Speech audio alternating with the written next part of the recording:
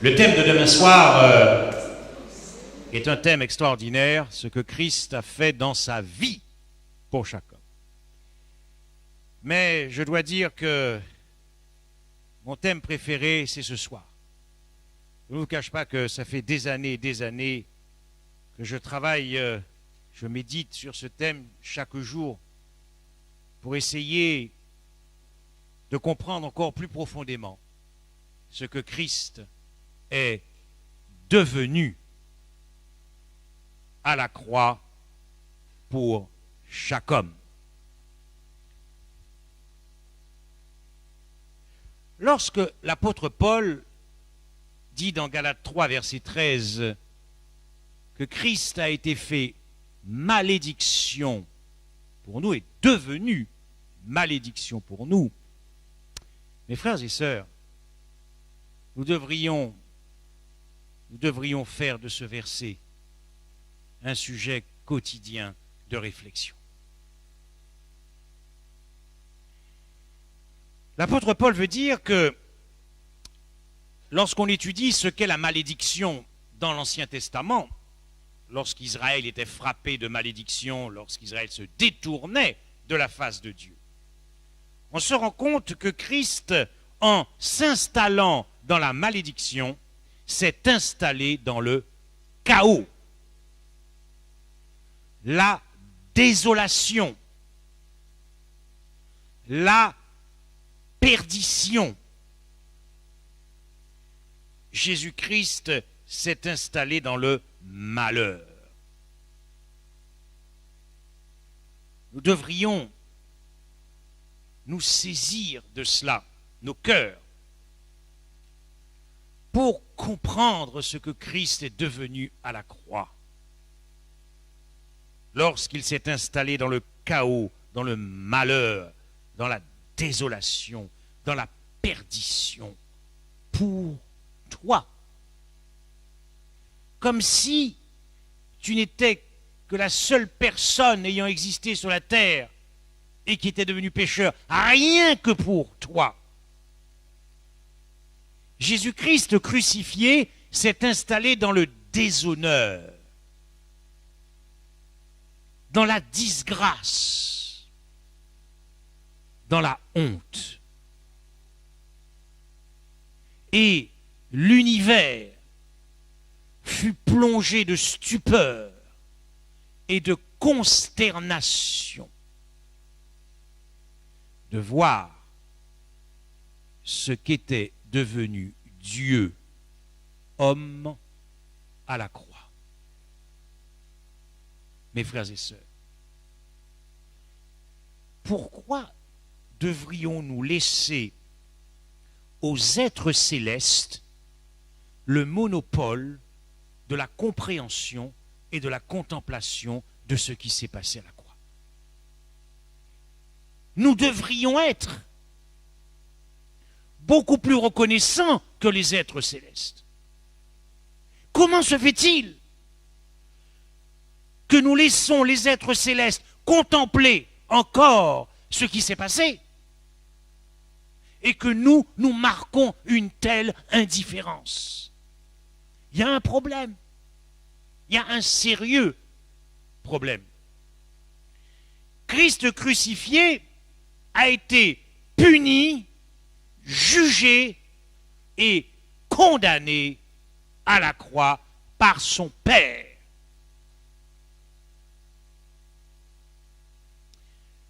Je ne sais pas quel théologien qui disait qu'un Dieu qui se perd, c'est énorme. Mais un Dieu qui est abandonné par un Dieu, c'est de la folie pour nous, pour toi, étant précisé qu'il n'y a qu'un seul Dieu en trois personnes. Mes frères et sœurs, et ça calme, ça guérit notre orgueil. Parce que à la croix, Dieu, qui devient homme, n'a pas cherché à se protéger. Il n'a pas cherché à demeurer invincible. Il n'a pas cherché à demeurer indestructible, sinon il ne serait pas monté sur cette croix infâme. Le Jésus-Christ que je vais vous présenter ce soir et qui est dans l'Évangile est un Dieu sans gloire, faible, impuissant, seul dans l'univers, seul, absolument seul.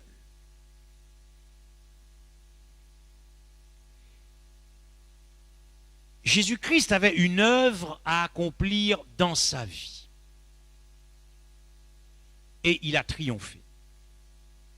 Cette œuvre consistait à faire la démonstration que dans une chair déchue, la loi de Dieu peut être observée parfaitement. Voilà pourquoi l'Évangile proclame qu'il n'a connu aucun péché et qu'il n'a commis aucun péché. Ça, c'est l'œuvre qu'il a accomplie dans sa vie. Mais il a une œuvre terrible maintenant à accomplir dans sa mort. Et qui n'a plus rien à voir avec l'œuvre qu'il a accomplie dans sa vie. Je vous dis ça parce que dans l'œuvre qu'il a accomplie dans sa mort, il n'a pas cherché à sauver sa réputation. Parce que lorsque nous essayons de comprendre, nous sommes choqués. Nous sommes choqués parce que dans sa vie, il n'a commis aucun péché. Mais l'œuvre dans la mort est indispensable pour accomplir ce que nous avons vu hier soir. Payer la dette de tes péchés. Parce que pour Dieu, c'est le débiteur qui paye. C'est le débiteur qui paye une dette. Et nous allons voir que quand bien même Christ est notre substitut, c'est ce que nous disons à la place de, c'est quand même le pécheur qui doit être condamné. Voilà l'œuvre que Jésus-Christ doit accomplir à la croix. Madame White, dans Jésus-Christ, page 706, la croix du Christ sera la science et le chant des rachetés pendant les siècles éternels. Mais si nous ne marquons pas un intérêt profond pour Jésus-Christ crucifié, vous pensez que vous allez soudainement marquer un intérêt pour les siècles éternels? L'éternité a commencé maintenant. Parce que Jésus vient chercher des caractères transformés. Donc l'éternité a commencé maintenant. Ne croyez pas qu'une fois que nous serons au ciel, si ce sujet n'était pas l'objet de vos recherches, de vos délices, ne croyez pas que soudainement, parce que vous serez dans une chair pure, régénérée et glorieuse, que soudainement, vous allez avoir envie comme ça, pendant l'éternité, d'étudier Jésus-Christ crucifié. La pensée que le Créateur de tous les mondes, l'arbitre de toutes les destinées, est consenti à déposer sa gloire et à s'anéantir. Nous allons essayer de voir qu'est-ce que ça veut dire, Christ qui s'anéantit à la croix dans l'œuvre de sa mort, ayant triomphé dans l'œuvre de sa vie. Pour l'amour de l'homme restera éternellement un sujet de stupeur pour l'univers. La splendeur de la gloire de l'Évangile. Si nous sommes honnêtes avec nous-mêmes, la question que je vous pose et que je me pose, cherchons-nous réellement à comprendre ce que Christ est devenu à la croix? Ou alors est-ce que nous allons passer notre vie à dire qu'il est mort pour les pécheurs, qu'il a payé à la place des pécheurs, et puis il n'y a plus rien? Donc, nous n'avons déjà pas si grand-chose à dire sur la croix qu'elle restera toujours si peu comprise. Si nous n'avons pas compris ce que Christ est devenu pour chaque homme à la croix, avons-nous compris la réalité de l'Évangile? Parce que nous sommes des êtres un peu particuliers quand même. Nous sommes capables de suivre Christ sans comprendre l'Évangile, ou sans chercher à comprendre les profondeurs de l'Évangile. Nous sommes des êtres très étranges. Et nous le savons. Le cœur de l'homme est suffisamment tortueux pour se méfier de soi-même, même lorsque nous sommes croyants. Il ne faut pas hésiter à se poser des questions. Pourquoi je suis Christ? Pourquoi je veux aller au ciel? Qu'est-ce que j'ai compris de l'Évangile? Est-ce que je vais me contenter de dire simplement à mon voisin, Christ est mort pour tes péchés, sans aucune démonstration profonde, ce que le cœur attend? Le cœur du pécheur attend une démonstration profonde de l'amour pour qu'il se donne à Jésus-Christ et qu'il demeure amoureux de Jésus-Christ. Il ne suffit pas de tomber amoureux, mais il faut demeurer amoureux. Si nous n'avons pas compris ce que Christ est devenu à la croix, pouvons-nous apprécier l'Évangile, apprécier de nos cœurs? Je vous rappelle que sabbat dernier, il y a une citation de Mme White qui est très intéressante, qui dit que ce n'est que lorsque nous avons compris le prix payé que nous pouvons dire que nous avons la foi. Combien parmi nous avons la foi ici?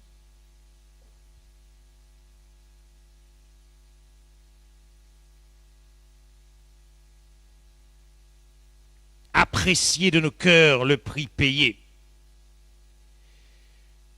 Lorsque l'Évangile enseigne les différents aspects de la croix, on présente tout d'abord Christ crucifié comme le sacrifice pour le péché. Il s'est offert en sacrifice.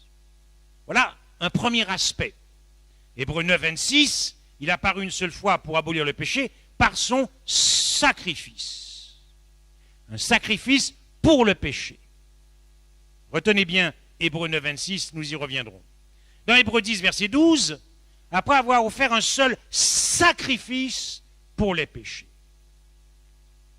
Et dans Ésaïe 53, verset 10, il a plu à l'Éternel de le briser par la souffrance, après avoir livré sa vie en sacrifice pour le péché. Le terme hébreu, hacham, signifie un sacrifice de culpabilité, un sacrifice de réparation. Dieu exige réparation. Culpabilité, réparation. Ce qui pose le problème du substitut. Puisque nous savons que c'est lui qui s'est offert en sacrifice. Ce n'est pas moi, ce n'est pas vous, c'est lui. Donc, qu'est-ce qui va le qualifier?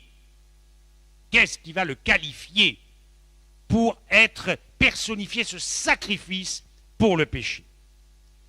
La Bible présente aussi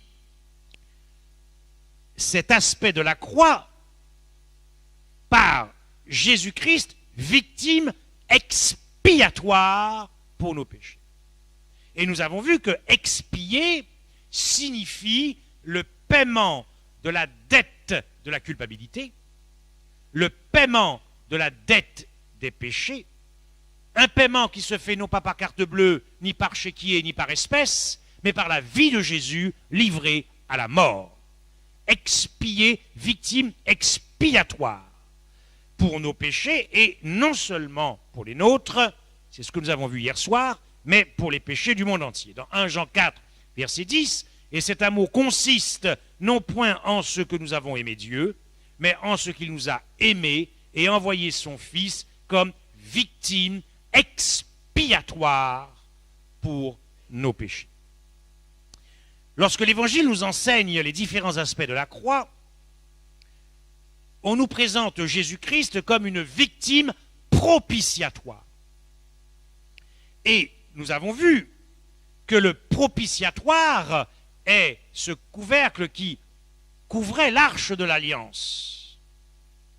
Et que Christ personnifie ce propitiatoire. C'est-à-dire que son corps est le propitiatoire, aspergé de son propre sang. Ce qui signifie que ce sacrifice propitiatoire a satisfait la justice de Dieu. Et donc, cela signifie que Jésus-Christ a été littéralement mis à mort par la loi de Dieu, exécuté par la loi de Dieu, car la loi de Dieu est irrévocable. Si Dieu avait le choix, permettez-moi de vous dire qu'il aurait aboli la loi et évité à son Fils une telle perdition. Mais ce n'était pas possible. Propitiation, sacrifice, qui répond à l'exigence d'un jugement. Christ est puni, jugé et condamné. C'est tout ça qu'il y a dans victime propitiatoire. Et la justice de Dieu qui vient de sa loi est pleinement satisfaite. Mais qu'est-ce qui le qualifie, Jésus-Christ, légalement, pour être puni? Lui qui, dans l'œuvre qu'il a accomplie dans sa vie, n'avait commis aucun péché, ni connu aucun péché. Qu'est-ce qui va le qualifier, lui, l'innocent, à la place des pécheurs? Ce que nous verrons, la loi interdit et les prophètes interdisent cela également.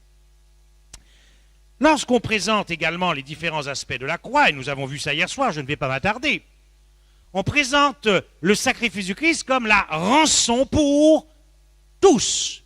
Nous avons vu ça hier soir. Matthieu 20, 28 répète que Jésus-Christ est venu non pour être servi, mais pour servir.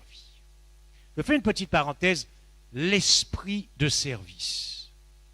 On a beaucoup de membres qui disent oh, moi je veux pas servir l'Église. L'esprit de sacrifice. L'esprit de sacrifice.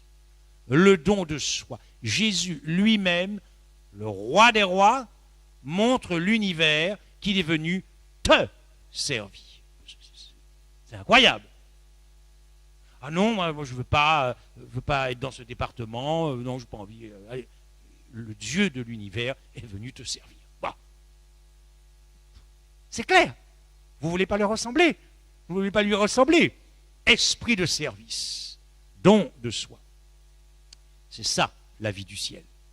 Et c'est cette vie que vous attendez quand vous dites que Jésus-Christ va bientôt revenir. C'est la vie du ciel que nous attendons. Esprit de sacrifice.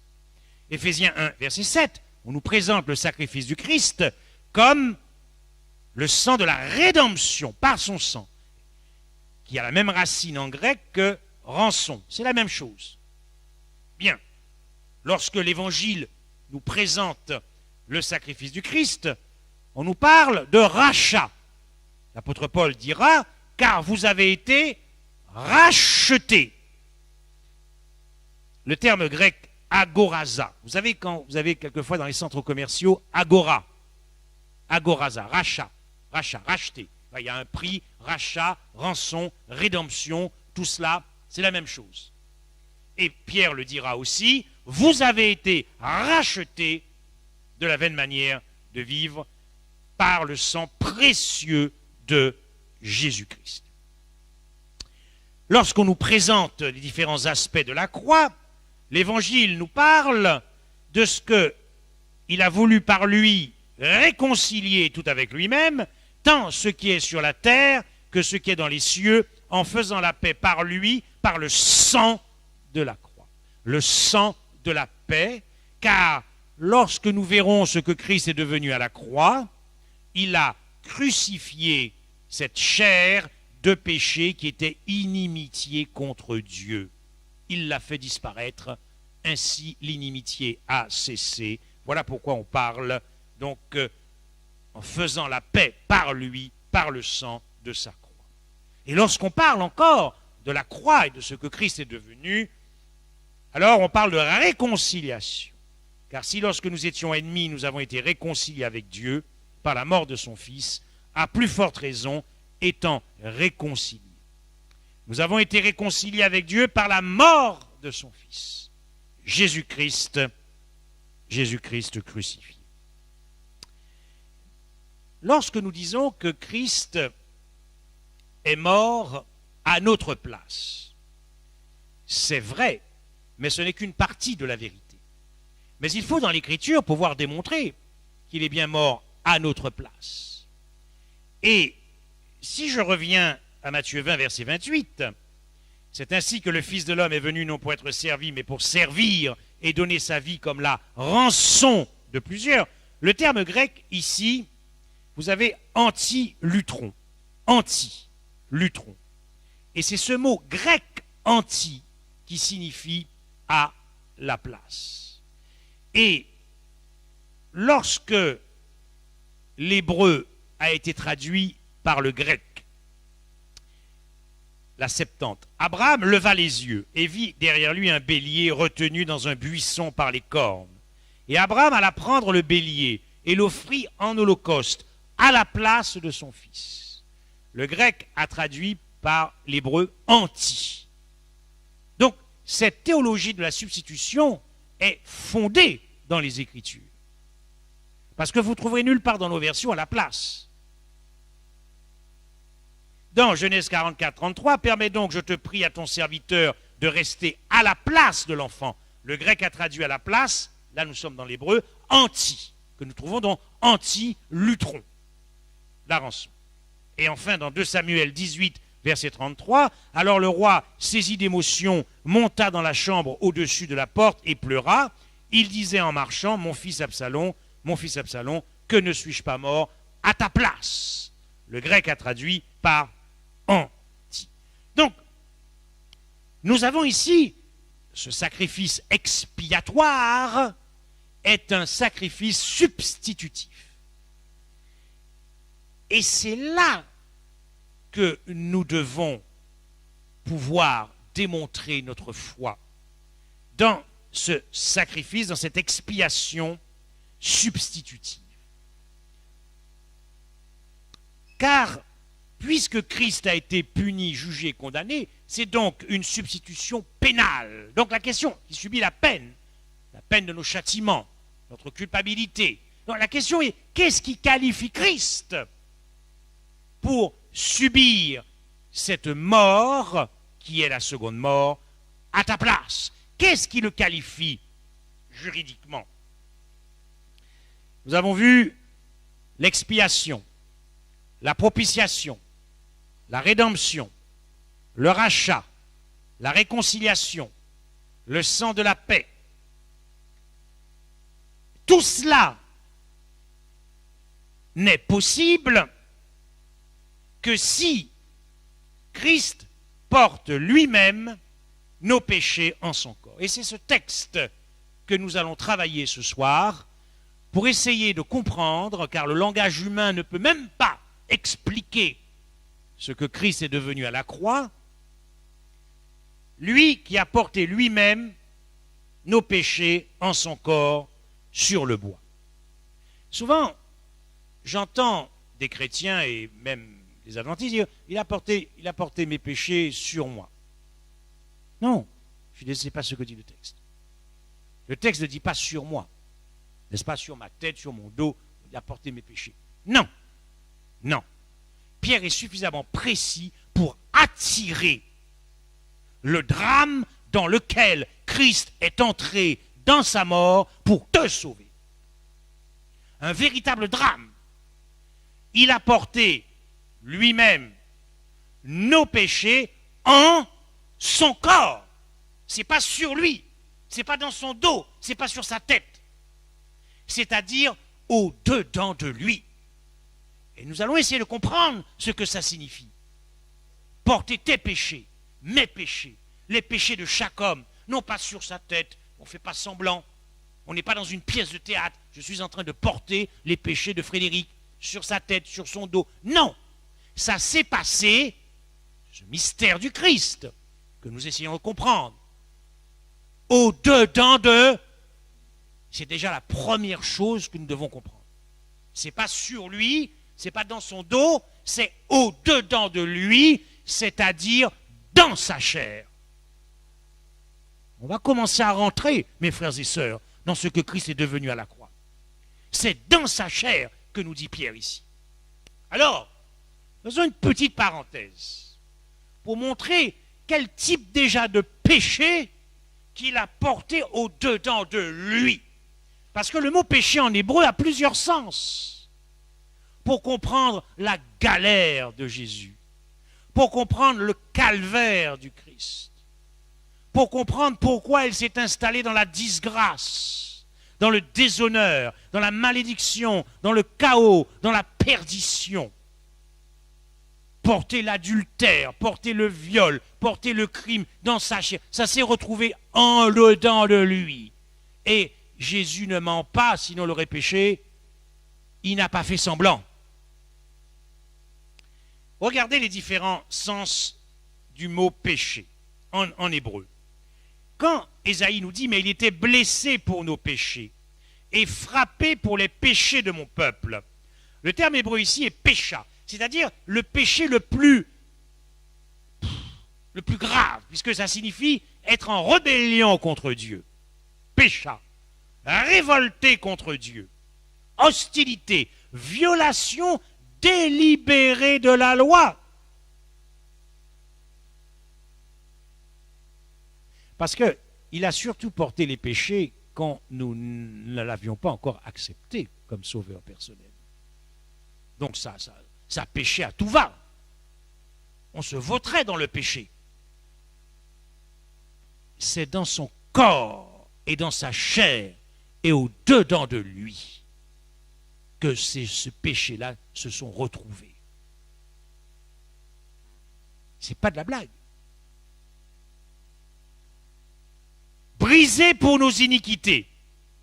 Et l'Éternel a fait tomber sur lui l'iniquité de nous tous. Ici, le terme hébreu, havon, courbure, égocentrisme, un puissant courant de volonté tournée sur soi, orgueil, le moi, la culpabilité de l'iniquité, la condition de pécheur, idée de châtiment, ça s'est retrouvé au-dedans de lui, ce type de péché-là dans sa chair.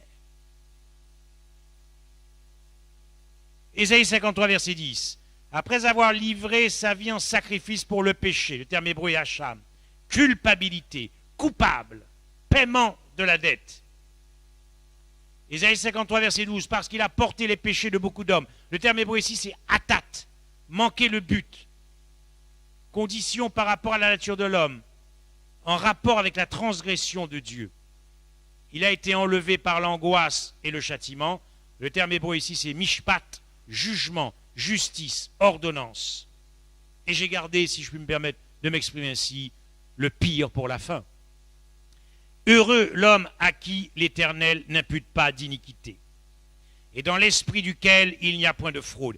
Ici, c'est fraude, c'est rémia, c'est la séduction du péché, c'est le jeu du péché, c'est être expert dans le mal, c'est le cœur qui est faux, c'est la science du mal. Au-dedans de lui, Dieu a vu tout ça au-dedans de lui.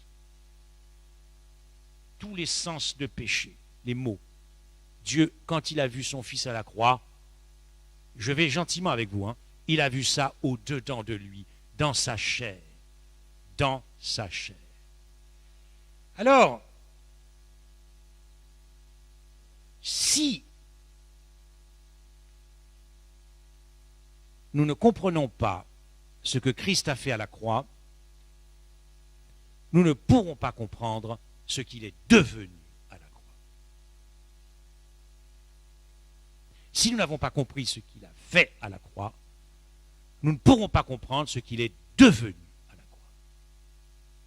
Mais pour comprendre ce qu'il a fait à la croix, il nous faut retourner en Genèse. Et il nous faut retourner en Genèse 2, verset 17. Car il est écrit, mais le jour où tu en mangeras, tu mourras. Pourquoi? Pourquoi Dieu dit à Adam ce commandement, le jour où tu en mangeras, tu mourras. Avant de vous dire pourquoi, je vous dirais que c'est ce qui s'est passé à la croix. Jésus-Christ est venu accomplir à la croix ce qu'il avait dit en Éden. tu mourras. Pourquoi Adam était-il prévenu? Parce que Dieu savait que le jour où Adam mangerait du fruit, sa nature deviendrait corrompue, une nature déchue. Et Dieu dit, c'est pour ça que tu dois mourir, à cause de ta nature qui va se corrompre et qui deviendra une nature déchue. Un. Deuxièmement, Jésus dit à Adam, tu mourras, parce que Dieu savait que lorsque Adam mangerait du fruit, il deviendrait pécheur. Dieu dit, tu mourras. Dieu condamne la nature déchue. Dieu condamne le pécheur.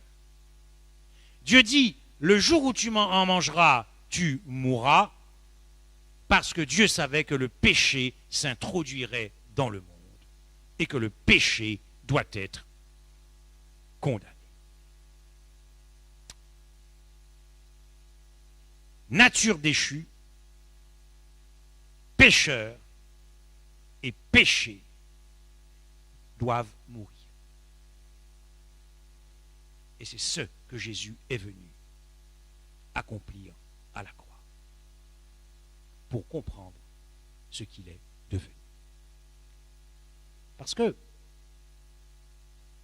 lorsque la nature d'Adam est devenue une nature de péché, c'était une œuvre de Dieu ou une œuvre du diable? Je vous écoute. Ah non, là, quand même, c'est une œuvre de Dieu ou une œuvre du diable? Mais plus fort. Ben oui. D'ailleurs, quand Christ vient à la rencontre, il ne dit pas à Adam, mais qui t'a appris que tu étais nu? C'est quoi cette nature? Ça ne vient pas de moi. Qui t'a appris que tu étais nu? Moi, je ne t'avais pas créé comme ça. Donc, c'est bien une œuvre du diable. Bien. Quand Adam est devenu pécheur, c'est une œuvre de Dieu ou une œuvre du diable? Mais ne soyez pas timide. Ben oui. Il n'y a pas de piège là quand même. Hein? Il n'y a pas de piège dans cette question. D'ailleurs, Jésus dira aux Juifs, ce qui vaut pour le monde entier, vous avez pour père le diable. Donc c'est une œuvre du diable. La nature déchue, une œuvre du diable. Le pécheur, une œuvre du diable. Et lorsque Adam a introduit par son offense le péché dans le monde, le péché, c'est une œuvre de Dieu ou une œuvre du diable? Le diable. Car le péché est la transgression de la loi. Donc ça ne peut pas venir de Dieu. Écoutez ceci. Celui qui pêche est du diable. Car le diable pêche dès le commencement. Le Fils de Dieu a paru afin de détruire les œuvres du diable. Nous avons défini ce que sont les œuvres du diable. Nature déchue, péché, pécheur. C'est ce que Christ est venu détruire à la croix, parce que c'est à la croix que ça s'est passé. Vous voyez bien que l'œuvre qu'il a accomplie dans sa vie, c'est une chose. Mais ce que l'univers avait besoin de savoir, c'est jusqu'où Christ allait aimer son Père, jusqu'où il allait aimer pour devenir ce qu'il est devenu, pour détruire les œuvres du diable. Et c'est bien à la croix que ces œuvres du diable ont été détruites. Quand je disais que toute la puissance de Dieu est à la croix, Jean 12, 31, verset 31. Maintenant, et c'est Jésus qui parle, a lieu le jugement de ce monde. Dans le monde, il y a la nature déchue, il y a le pécheur, il y a le péché. Parce qu'il n'y a que sur la terre qu'on trouve ça. Nulle part ailleurs dans l'univers. Et le prince de ce monde sera jeté dehors. Je reviens sur le verset précédent. Le terme grec pour détruire les œuvres du diable, en grec, ça signifie annuler, déclarer illégal, renverser, dissoudre, priver d'autorité, autrement dit faire disparaître. Et cette dissolution, cette annulation, ce renversement, cette disparition a été accomplie dans le corps du Christ à la croix, puisque Jésus dit, mais maintenant a lieu le jugement de ce monde. Il a bien eu lieu, ce jugement de ce monde. Le prince de ce monde sera jeté dehors.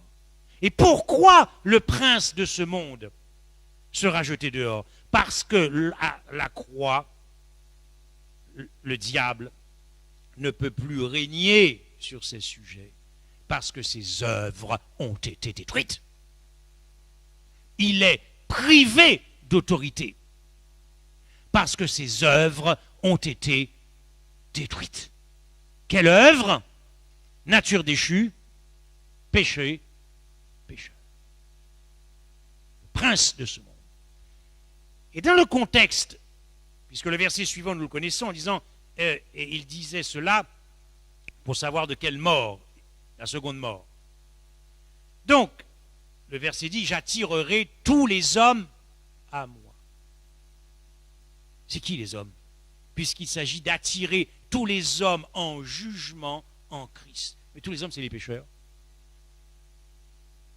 Nous sommes à la croix ici. Nous sommes à la croix.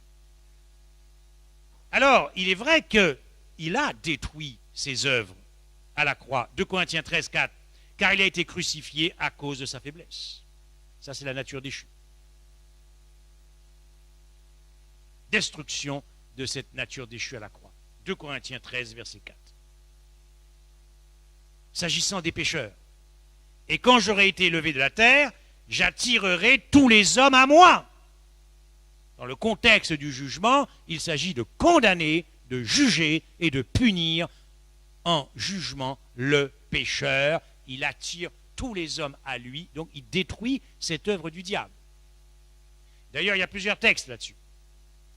Tous sont donc morts, les pécheurs, à la croix. Mais je ne vois que Christ. Galates 2, Paul qui dit, car c'est par la loi que je suis mort à la loi. Il dit qu'il a été exécuté par la loi. Et il explique ce que cela signifie. J'ai été crucifié avec. Donc Paul dit, moi en tant que pécheur, j'ai été exécuté à la loi. Donc j'ai été moi pécheur crucifié, mais je ne vois que Christ. Autre texte, Romains 7, verset 4. De même, mes frères, vous aussi, vous avez été par le corps du Christ mis à mort. Donc, nous avons vu 2 Corinthiens 13, 4, qu'il a été crucifié à cause de sa faiblesse, c'est-à-dire cette nature déchue. Puis nous venons de voir que c'est le pécheur qui a été exécuté à la croix. Et enfin, nous voyons que le péché aussi, car il a condamné le péché dans la chair. Aussi bien dans sa vie, car il a parfaitement obéi, mais il a condamné le péché à la croix. D'ailleurs, Hébreux 9, 26, nous l'avons lu.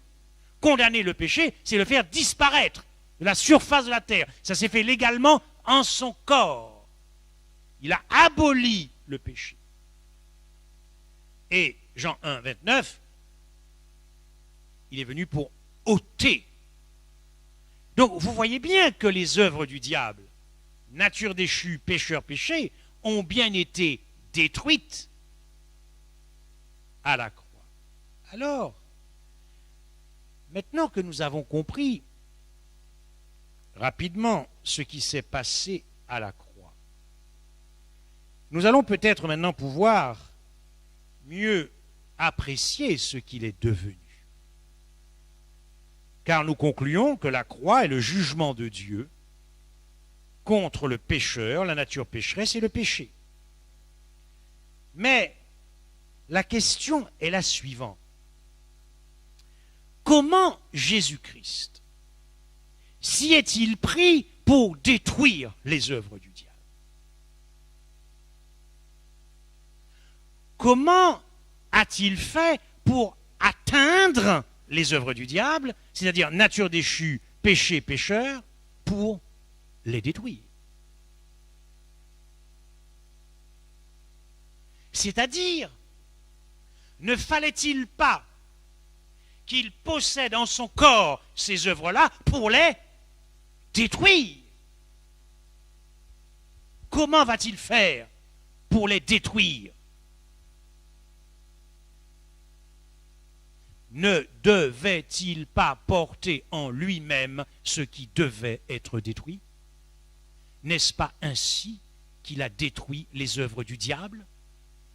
Ne devait-il pas porter en lui-même, atteindre ce qui devait être détruit? Reconsidérons la nature déchue du Christ. C'est bien cette nature-là qu'il a prise à son incarnation. Si vous doutez, dites-moi, quelle est la nature qui a été crucifiée à la croix? Une nature sans péché ou une nature de péché? Parce que si c'est la nature sans péché, elle n'a absolument rien à faire à la croix. Dieu n'avait pas créé Adam dans une nature pure, sainte, pour la crucifier. Or, nous avons vu que l'œuvre du diable, c'est bien d'avoir changé en quelque sorte cette nature par la séduction, sans péché en une nature de péché. Puisque nous avons vu que Christ a détruit cette œuvre-là à la croix, de quelle manière l'a-t-il détruite? En la prenant sur lui. Car il n'y avait que de cette manière-là qu'il pouvait détruire, atteindre l'œuvre du diable pour la détruire. Il devait porter en lui-même ce qui devait être détruit. Sinon, il ne peut pas atteindre cette œuvre du diable. Il faut qu'il la possède et qu'il la détruise. La nature qui a été détruite et ensevelie dans le tombeau n'est jamais revenue à la vie. Elle a été ensevelie non pas pour 3 jours, mais pour l'éternité. Car lorsque Christ est ressuscité, il est ressuscité dans une humanité glorifiée. Alors il n'y a aucun doute de la méthode que Christ a utilisée pour détruire les œuvres du diable. La seule méthode qui a amené notre Sauveur dans la disgrâce, dans la honte, dans le déshonneur, était de porter cette nature déchue pour atteindre et crucifier pour l'éternité cette œuvre du diable. Voilà pourquoi le prince de ce monde a été jeté dehors, parce qu'il n'y avait plus de nature déchue, c'était terminé, enseveli par le corps du Christ pour l'éternité. S'agissant du péché, je n'ai pas mis le texte, mais vous le connaissez. 2 Corinthiens 5, verset 21. Qu'est-ce que dit ce texte? Lui qui n'a pas commis de péché, Dieu l'a fait devenir péché. Pourquoi? Parce qu'il fallait détruire cette œuvre. Parce qu'il fallait détruire cette œuvre. Et que la seule manière pour détruire et abolir le péché, c'est que Christ personnifie le péché, qu'il devienne l'expression du péché, qu'il devienne l'incarnation du péché. C'est la seule manière. Comment voulez-vous atteindre une œuvre pour la détruire si vous ne la possédez pas? Il est devenu péché. Mais ce n'est pas tout, parce qu'il reste la 3e œuvre du diable qu'il fallait détruire à la croix. Et cette 3e œuvre, c'était l'homme qui était devenu pécheur. Et Christ s'y est pris de la même manière qu'il s'y est pris pour atteindre le péché et pour atteindre la nature déchue qui devait crucifier à la croix. Voilà pourquoi Pierre nous dit, lui qui porta nos péchés en son corps sur le bois. Porter un péché, ce n'est pas porter une valise. Porter nos péchés, c'est porter nos iniquités. C'est porter nos transgressions, nos fautes. Porter, dans le grec, c'est assumer, endurer, se charger, supporter un poids. Mais nos actes de péché nous sont tous personnels et subjectifs. Deux hommes ne commettront jamais le même adultère de la même manière. Et nos péchés, ce sont les œuvres de la chair. Et les œuvres de la chair sont des œuvres personnelles. Nos péchés sont des actions pécheresses. Alors, comment a-t-il pu porter ce qui ne venait pas de lui? Car aucun péché ne fut trouvé en lui dans l'œuvre de la vie, de sa vie qu'il a menée. Mes frères et sœurs, si Pierre nous dit que ces œuvres de la chair se sont retrouvées au-dedans de lui, c'est que dans sa mort, lui qui n'avait commis aucun péché a goûté à tes péchés. Sinon, ils n'ont pas été au-dedans de lui, c'est-à-dire dans sa chair. Dans sa chair. Il a ressenti le processus de passage à l'acte du pécheur, ses sentiments, ses émotions, ses mobiles. Il a fait l'expérience de tes péchés en son corps, sinon il n'a rien porté au-dedans de lui, dans sa chair. Voilà pourquoi on nous dit que son âme fut anéantie par cela. Un être pur qui va être en contact avec nos péchés au-dedans de son corps. Parce qu'il doit détruire le pécheur. Et il commença à éprouver de la tristesse et des angoisses. Mon âme est triste jusqu'à la mort. Angoisse, dans le grec, grande détresse. Voyez, il n'a pas fait semblant de les porter. Il ne les a pas portés figurativement en son corps. Il n'a pas fait semblant, c'est une réalité. D'ailleurs, s'il les a portés, c'est que tu n'avais peut-être plus besoin de les porter. Nos péchés se sont retrouvés en lui, sa propriété. Nos péchés qui étaient les nôtres sont devenus les siens, propres à lui. Car lorsque la loi a scanné Christ à Golgotha, qu'est-ce qu'elle voit? Tes péchés. Mais quand elle te regarde, elle ne voit aucun péché en toi. À moins que tu veuilles les porter et te battre avec Christ en disant non, non, je veux les porter, parce que lui te dit, moi, j'ai porté tes péchés. On ne va quand même pas se battre avec notre Sauveur quand il dit que c'est lui qui les a portés au-dedans de son corps. Dépression, jeté dans la douleur. Quand il dit que son âme éprouva la tristesse et jeté dans la douleur, vaincu par la douleur, jusqu'à en mourir. Donc même dans son âme, il a ressenti ce processus du violeur, de l'agresseur, du voleur. Tous les péchés de la race humaine se sont retrouvés en son corps, nous dit Pierre. Dans Marc, il prit avec lui Pierre, Jacques et Jean, et il commença à éprouver de la frayeur et des angoisses. Là aussi, le mot frayeur en grec, être saisi d'épouvante, être stupéfait, être étonné. Évidemment qu'il était plus qu'étonné, puisqu'il a goûté à tes péchés en son corps. Mes frères et sœurs, voici ce que Pierre veut nous dire. Qu'est-ce que cela signifie que porter nos péchés en son corps? Regardez bien le texte. Lui qui a porté lui-même nos péchés en son corps, sur le bois, afin que mort au péché, dites-moi, mort ici, c'est au singulier ou c'est au pluriel? Mais qui est à la croix? Qui est à la croix? Jésus-Christ. Nous devrions lire, lui qui a porté lui-même nos péchés en son corps, afin que mort au singulier, c'est lui qui est à la croix. Mais Pierre nous fait comprendre ce que signifie porter le péché. Puisque mort ici, c'est qui? C'est les pécheurs. Oui ou non? Puisque il y avait trois. Il y avait le larron et Christ. Quand je regarde Jésus-Christ le crucifié, je ne vois que Jésus-Christ le crucifié. Mais cependant, Pierre nous dit que nous étions tous morts en lui.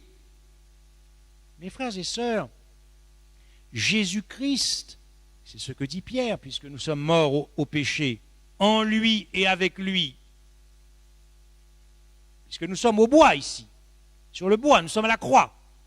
Cela signifie que Christ ne pouvait pas porter tes péchés sans porter ta personne. Il ne pouvait pas porter tes péchés sans porter la personne de tous les hommes. Sinon, il n'a rien porté du tout. Mort au pluriel. C'est clair. Il ne pouvait pas porter tes péchés s'il ne s'était pas revêtu de la personne du pécheur à la croix. Et pourquoi? Parce que pour atteindre la nature déchue, il a pris sur lui la nature déchue et l'a condamné et a ainsi fait disparaître l'œuvre du diable.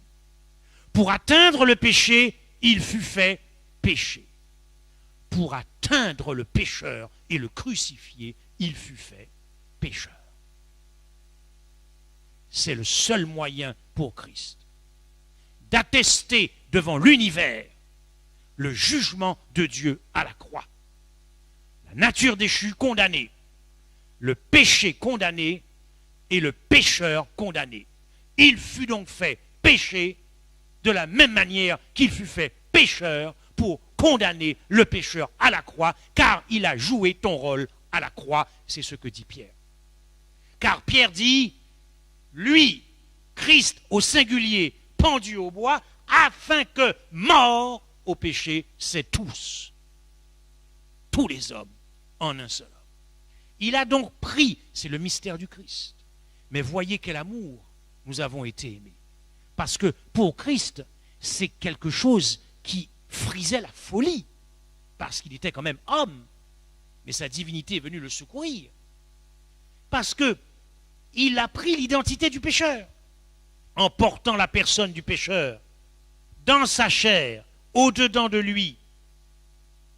Il est devenu ce qu'il n'avait jamais été à la croix. Il est devenu pécheur universel pour atteindre le pécheur et détruire l'œuvre du diable. Mais à quel prix? À quel prix? Quel amour!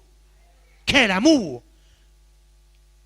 Mort au pluriel au péché, cela signifie que tous les pécheurs ont été crucifiés en lui. Tous les pécheurs morts au péché ont été crucifiés en lui. Or, pour que tous les pécheurs soient crucifiés en lui, il devait porter en lui-même ce qui devait être crucifié pour atteindre tous les pécheurs. Il est devenu devant son Père. Autrement dit, lorsque Dieu regarde la croix, qu'est-ce qu'il voit? Il voit son Fils. Il voit le pécheur. Il ne peut plus distinguer. Voilà pourquoi son Père l'a abandonné à la croix. Mes frères et sœurs, si nous ne travaillons pas ça, si nous ne faisons que lire ces mots, abandon, séparation éternelle, comment voulez-vous? Je suis en train de vous faire une démonstration de l'amour de Dieu, là. Je suis en train de vous faire une démonstration de l'amour de Dieu à la croix et de sa justice, en vous montrant ce que Christ est devenu. Alors peut-être que certains seront choqués, peut-être parce que l'ennemi ne veut pas que l'on sache ça. L'ennemi ne veut pas. Et l'ennemi, mais c'est quoi cette histoire? Mais c'est un blasphème. Mais Dieu ne m'a pas demandé de sauver la réputation de son fils. Parce que si Dieu me demande de sauver la réputation de son fils, personne ici n'est sauvé. Dieu n'a pas demandé à Pierre de sauver la réputation de son fils. D'ailleurs, Jésus a été direct. Arrière de moi, Satan. C'est clair. L'ennemi ne veut pas savoir ce que vous apprenez ce soir. Parce que ça bouleverse les cœurs. Ce que Christ est devenu. Alors peut-être que certains d'entre vous ne sont pas encore convaincus, mais travaillez ce texte. Parce que porter les péchés, Pierre dit bien que puisque nous sommes tous morts, Christ pour porter, c'est-à-dire que nos péchés, je ne sais pas comment ça s'est passé, mais tous nos péchés, puisque nous étions en Christ, c'est comme si nous étions en train de commettre nos péchés dans le corps de Jésus. Voilà pourquoi, quand tu l'acceptes comme sauveur personnel, puisque les péchés ont déjà été commis, punis et jugés, ils ne peuvent donc plus être condamnés une deuxième fois. Tu obtiens le pardon. Dieu ne peut pas te condamner une deuxième fois. On dit Jésus a porté la culpabilité, mais pour porter une culpabilité, encore faut-il être coupable de quelque chose. Sinon, tu n'as rien porté du tout. Regardez ce que Paul nous dit. Romains 6, verset 6. Sachant que notre vieil homme a été... Mais qu'est-ce que je vois à la croix, moi? Je vois Jésus-Christ. Mais Paul nous dit d'ailleurs, j'ai été crucifié avec Christ. Mais Paul, c'est un pécheur. Mais je vois Christ. Donc, pour que Christ atteigne Paul, Christ est devenu Paul à la croix. Christ est devenu Liliane à la croix. Christ est devenu Jean à la croix. Christ est devenu Nathalie à la croix. Christ est devenu nous. Christ est devenu, il a fusionné avec le pécheur. Le pécheur et Christ ne sont devenus qu'un, car il n'y avait pas d'autre moyen pour crucifier et atteindre le pécheur comme œuvre du diable. Il n'y avait pas d'autre moyen que de prendre la nature déchue pour la condamner. Il n'y avait pas d'autre moyen que d'être fait péché pour atteindre le péché et condamner. Entre parenthèses, c'est plus odieux encore d'être fait péché que pécheur. Parce que pour nous, il y a un plan de rédemption, mais il n'y en a pas pour le péché. Quand Paul dit, Colossiens 3, verset 9, ne mentez pas les uns aux autres, vous étant dépouillés du vieil homme et de ses œuvres. Vous voyez bien que le vieil homme, ce n'est pas seulement la nature déchue, c'est aussi le pécheur. Puisque dans Colossiens, on dit « Dépouillez-vous du vieil homme et de ses œuvres », sous-entendu de ses œuvres de péché. Donc ici, Paul nous montre à un seul vieil homme que tout a été crucifié à la croix. La nature déchue, le péché et le pécheur. Voilà pourquoi Paul dit « J'ai été exécuté à la loi et j'ai été crucifié avec Christ ». Mais Paul est pécheur. Donc Christ est devenu Paul. Mais en devenant Paul, il fut fait de ce qui n'avait jamais été pécheur pour détruire les œuvres du diable. Alors peut-être encore, vous n'êtes peut-être pas encore complètement convaincu. Alors la question, et nous allons aborder la dernière partie qui sera plus courte. Posez-vous cette question. Puisque Christ a porté nos péchés en son corps, question, comment les a-t-il reçus en son corps? Ben oui. Comment les a-t-il reçus? Comment a-t-il reçu l'adultère? Lui qui n'avait jamais commis d'adultère. Qu'est-ce que l'adultère fait dans son corps? Comment l'adultère est arrivé en lui, au-dedans de lui, dans sa chair? Le viol, le meurtre, comment les a-t-il reçus en son corps? Comment nos péchés se sont-ils retrouvés en lui? Nous avons déjà une réponse. Parce qu'il portait la personne du pécheur. Parce qu'il a fusionné avec le pécheur à la croix. Mais regardez ce que dit le prophète Ézéchiel.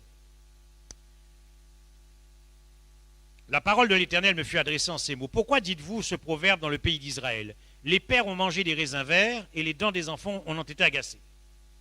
J'ai appris qu'à la Dominique, il y avait un groupe qui avait fait un chant là-dessus. En créole.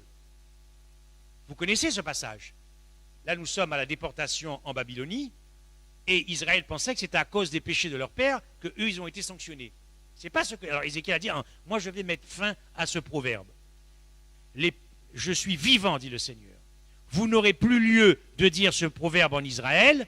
L'âme qui pêche, c'est celle qui mourra. Le fils ne portera pas l'iniquité de son père, et le père ne portera pas l'iniquité de son fils. Autrement dit, le prophète Ézéchiel condamne le transfert de péché. Et Jésus est venu accomplir les prophètes. Alors, comment comprendre quand Christ, on nous dit qu'il a porté nos péchés, a fait retomber sur lui l'iniquité, lui qui n'avait commis aucun péché, lui qui n'avait connu aucun péché. Car Ézéchiel dit, chacun portera son péché pour soi. Et Ésaïe, à propos du Christ, dit, mais lui, il a pris tes péchés. Donc, il y a une espèce de contradiction entre Ézéchiel et Ésaïe. Oui ou non? Bien. Pourtant, Il n'y a pas de contradiction parce que Jésus dit « Je suis venu accomplir les prophètes ». Alors, la réponse est Pierre. Pourquoi n'y a-t-il pas eu de transfert de péché de toi à Christ, de nous tous à Christ? Parce qu'il est devenu toi.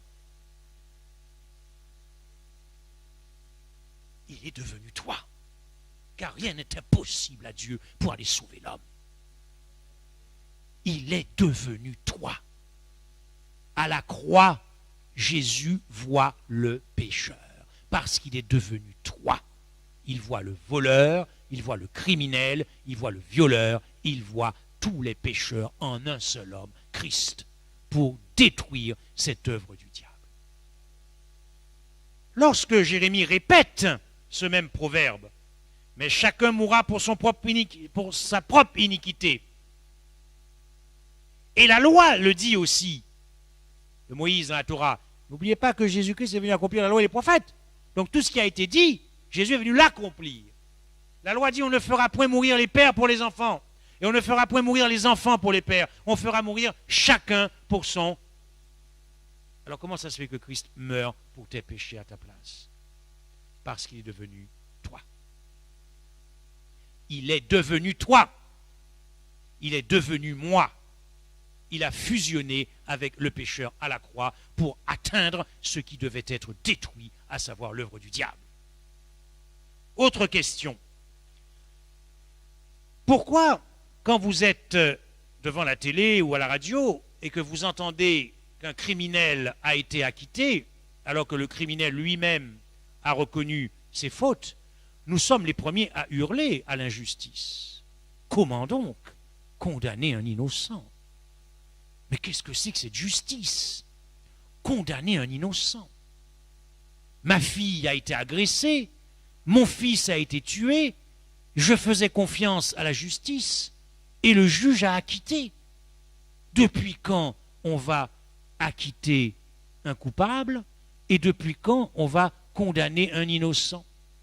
Je démontre au juge que ce n'est pas moi qui suis le violeur, je démontre au juge que ce n'est pas moi qui suis l'assassin, les preuves sont faites, mais je suis condamné quand même. N'allez-vous pas crier à l'injustice? Et nous prêchons au monde que Christ a été puni à la place des pécheurs. Mais comment voulez-vous que le monde accepte la justice du Christ? Si nous-mêmes, dans notre propre justice humaine, nous crions à l'imposture quand un innocent est condamné, alors que la justice de Dieu est une justice parfaite et que sa justice a stabilisé l'univers pour l'éternité, que Jésus-Christ lui-même, quand il donne sa loi à Israël et par la bouche de ses prophètes, démontrerait le contraire. Dieu démontrerait le contraire en condamnant un innocent à la croix. Mais qu'est-ce que c'est que cette justice? Condamner un innocent à la croix, son fils, son unique, celui qu'il aime. Depuis quand Dieu condamne un innocent? C'est interdit par sa loi. Exode 23, verset 7. Tu ne prononceras point de sentence inique et tu ne feras point mourir l'innocent. Tu ne feras point mourir l'innocent et le juste. C'est la loi de Dieu, ça. Et Jésus démontrerait le contraire.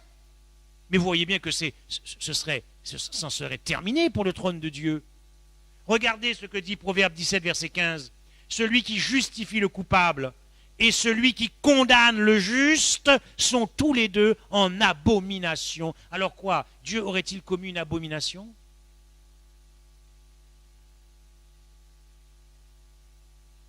Christ ne portait plus sa propre personne. Il est devenu celui qui devait être puni. Il est devenu.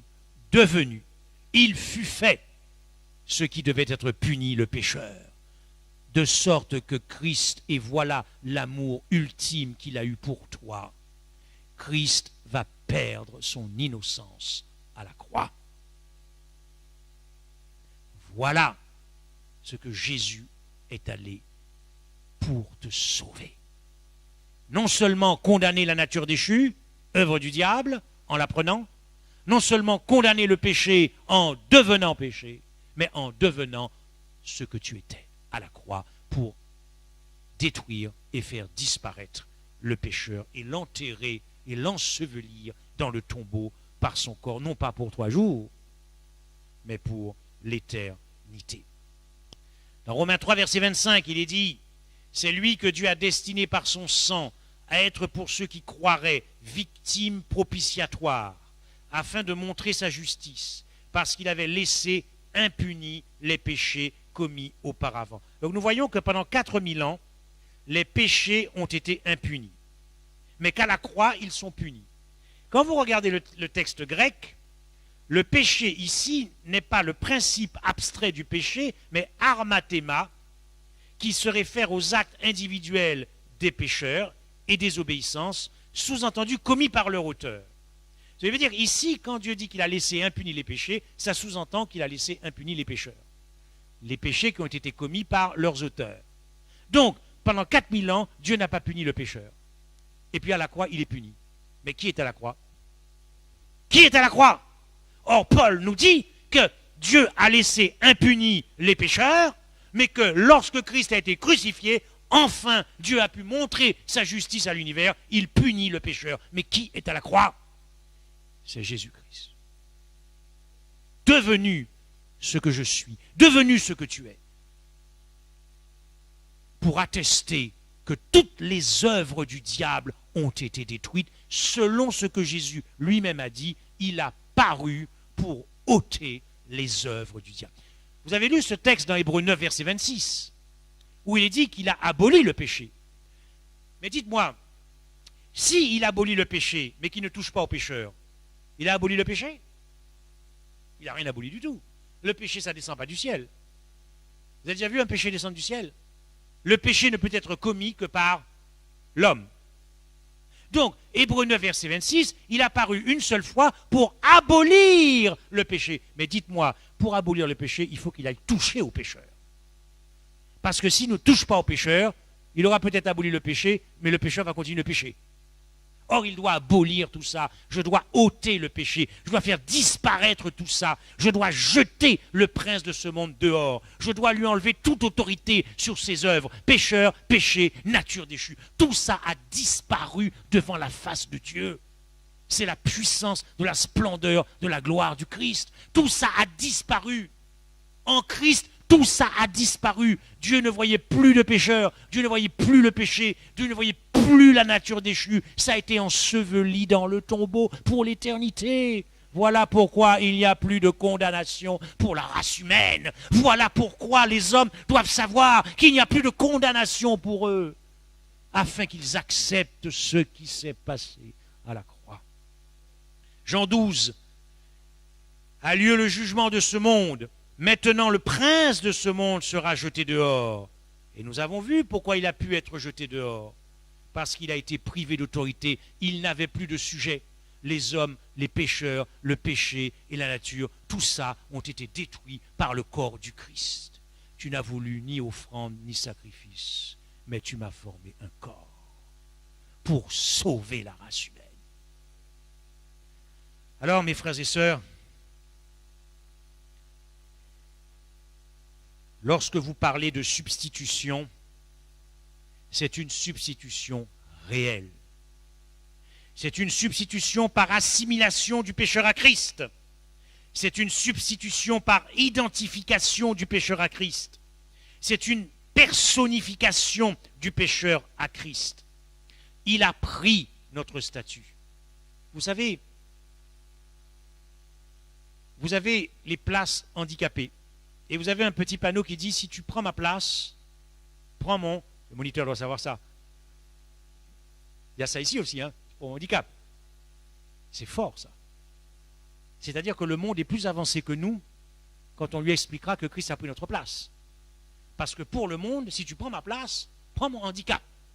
Jésus n'a pas pris ta place sans prendre ta condition. Il n'a pas pris ta place. Il faut être sérieux. Il faut être sérieux. Il a pris ta place. Mais la place de qui? La place de qui? Mais du pécheur. Mais s'il prend la place du pécheur sans devenir pécheur, il a pris la place de qui? De lui-même. Il prend la place du pécheur dans la condition du pécheur. Il prend la place du pécheur dans la position du pécheur. Il s'identifie au pécheur. Il prend le statut du pécheur. Et qu'est-ce que Dieu voit à la croix? Le porteur divin des pécheurs et des péchés. Parce que même si nous avons un substitut, c'est toujours l'œuvre du diable qui doit être détruite. Et c'est toujours le transgresseur de la loi de Dieu qui doit être condamné. Voilà pourquoi, mes frères et sœurs, en tant qu'adventistes du 7e jour, ne prêchons plus la loi au Sinaï, mais à la croix. Parce que bien que nous avons un substitut, c'est bien le pécheur qui devait être crucifié parce qu'il a transgressé la loi de Dieu. Et c'est le transgresseur de la loi de Dieu. Car souvenez-vous de ce qui a été dit en Éden. Le jour où tu en mangeras, tu mourras. Le pécheur. Et Dieu, dans sa bonté, a préféré que nous fassions tout ça en lui pour que nous n'ayons pas à le faire à titre personnel si nous rejetons Christ. Christ est devenu à la croix ce que le pécheur est devenu en 6000 ans. Christ est devenu ce que le péché a fait de l'homme. Regardez ce que Jésus dit lui-même. Ce sont les 2 derniers textes ou les 3 derniers textes. Car je vous le dis, c'est Jésus qui parle, il faut que cette parole qui est écrite s'accomplisse en moi. Il a été mis au nombre. Les versions sous-estiment le grec. En grec, ça veut dire qu'il a été regardé, il a été reconnu comme transgresseur de la loi de Dieu. Voilà ce que dit le grec. Quand vous mettez, il a été mis au nombre des malfaiteurs, il a été compté, il a été dénombré, il a été regardé comme un transgresseur parce qu'il est devenu toi. Substitution par assimilation pour atteindre le pécheur. Ainsi, tous les pécheurs ont pu être crucifiés en Christ, car il est devenu pécheur pour crucifier tous les pécheurs et détruire cette œuvre du diable pour l'éternité. Il recitait le livre d'Ésaïe, Jésus-Christ lui-même, quand il dit qu'il faut que cette parole s'accomplisse. Et observez bien encore ceci. La parole qui est écrite doit s'accomplir en moi. Vous voyez, il y a toujours, pour bien nous faire comprendre ce qu'il est devenu. Alors, Christ saigna de ses mains pour expier les crimes que nous avons commis et que nous ne devrions jamais avoir commis. Il saigna de ses pieds pour expier les endroits où nous sommes allés, que nous n'aurions jamais dû visiter.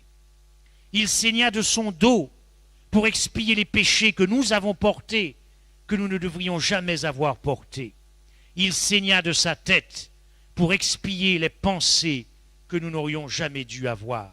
Il saigna de son côté pour expier les sensations que nous n'aurions jamais dû ressentir. Non seulement il fut fait péché pour atteindre le péché, pour condamner le péché, pour détruire le péché et l'ensevelir pour l'éternité, mais il fut fait pécheur pour atteindre le maudit, pour condamner le péché, le pécheur et l'ensevelir. Car Paul nous dit, maudit est quiconque est pendu au bois. Dans la Bible, vous ne trouverez nulle part un innocent maudit par Dieu. Non. Matthieu 25, 41. Retirez-vous de moi, maudit. Allez dans le feu éternel qui a été préparé. Mais Christ a joué ce rôle. Il a joué le rôle du pécheur. Il s'est identifié au pécheur. Il a fait l'expérience du pécheur. Il a joué le rôle du maudit pour que ni toi ni moi, un jour, n'ayons personnellement à faire cette expérience. Christ fut fait pécheur parce qu'il porta nos péchés. Il fut fait pécheur parce qu'il porta la personne du pécheur. Il fut fait pécheur parce qu'il est devenu malédiction. Christ fut fait pécheur car il est écrit « Maudit est quiconque est pendu au bois ». Christ fut fait pécheur parce qu'il crucifia le pécheur à la croix. Paul dira « J'ai été crucifié avec Christ ». Christ fut fait pécheur parce qu'il est devenu ton substitut. Non pas le substitut du pécheur, mais le substitut pécheur. Non pas le substitut du transgresseur, mais le substitut transgresseur. Non pas le substitut du coupable, mais le substitut coupable. Voilà, mes frères et sœurs, ce que Christ est devenu à la croix pour chaque homme. Voilà ce que je contemple chaque jour. pour demeurer amoureux de Jésus-Christ. Parce que si nous ne contemplons pas ça tous les jours, et si nous ne ressassons pas cela tous les jours, nous risquons, vous risquez, de perdre votre premier amour, à supposer qu'il y ait eu un premier amour. Ne veux-tu pas donner ton cœur à Jésus?